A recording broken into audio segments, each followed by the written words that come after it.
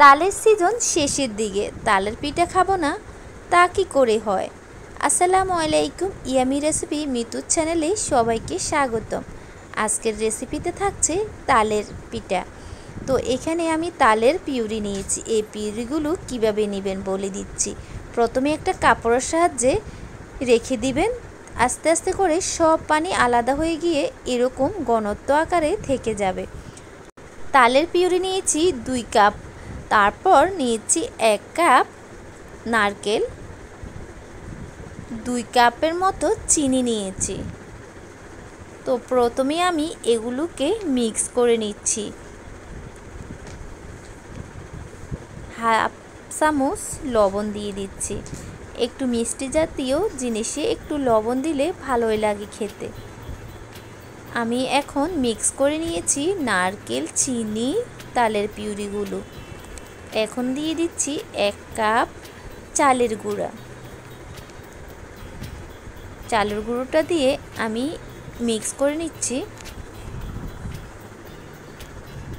তারপর আমি দেব এখানে হাফ কাপ ময়দা। ময়দাটা দেওয়াতে এই তালের পিঠাটা একটু নরমে ভাব হয়,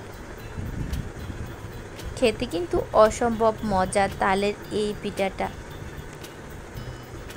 তো দেখতে পেয়েছেন আমার তালের পিউরির যে ডোটা কীরকম ঘনত্ব হয়েছে, চামচের মধ্যে নেওয়া যায় এরকম অবস্থায় আমি করেছি ডোটা।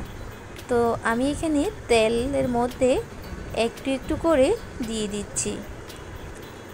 কালারটা এত সুন্দর এসেছে বলার বাহিরে, মনে হচ্ছে অরেঞ্জ আমি দিয়েছি, এরকম সুন্দর কালার। ছোট ছোট আকারে আমি দিয়ে দিচ্ছি পিঠাগুলো। এভাবে করে আমি সুন্দর করে পিঠাগুলো ভেজে নিব এপিঠ ওপিঠ করে।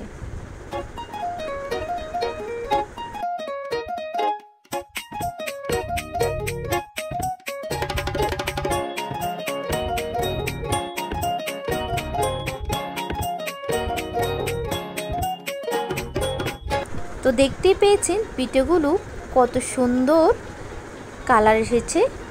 এরকম কালার করে ভেজে নিতে পারেন আপনি। এর চাইতে বেশি কালার করলে খেতে কিন্তু ভালো লাগবে না। তো হয়ে গিয়েছে আমার সবগুলো তালের পিঠা। সন্ধ্যার সময় এরকম পিঠা খেতে আসলেই ভালো লাগে, বাইরে যদি একটু ঠান্ডা আবহাওয়া থাকে।